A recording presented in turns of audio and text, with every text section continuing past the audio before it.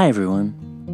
Recently I've been thinking a bit about street photography, about what it is and what it's not. Some people can have quite a literal definition, but mostly I think we're over that. We know it's not really about the streets themselves. You don't have to be on the streets of Paris, and you don't have to be on any street at all. I think the spirit of street photography is about public spaces. You can't do street photography in someone's living room. But if street photography is not about the streets, I think it's fair to say that it is about people. One of my favourite lines of advice is to take pictures about people, not of people.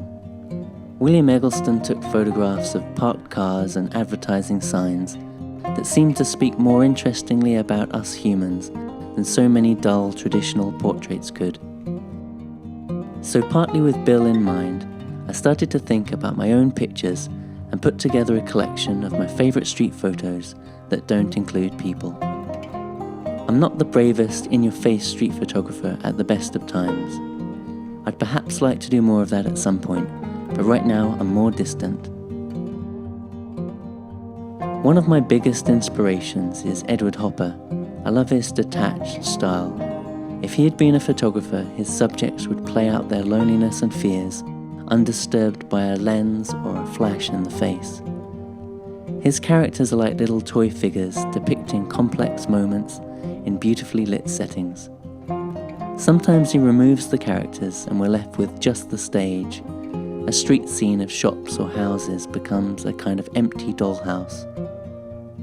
The people are not seen, but their presence is felt. The picture is still about them.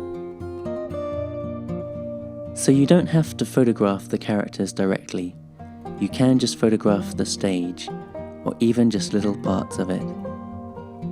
As a photographer, if you look out of the window, there may be a solitary person crossing the street, or a lady sitting alone in a cafe, as in Hopper's world.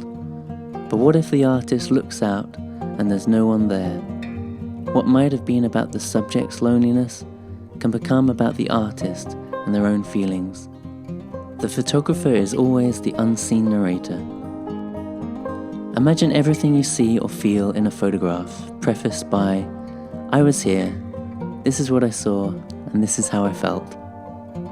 When the subject appears missing from a scene, it may just be that they were taking the picture. I know I do this quite a lot. I also like to include the frame through which I see the scene, as this can help the viewer empathize with my perspective and perhaps join me behind the camera, or at least think of me being there.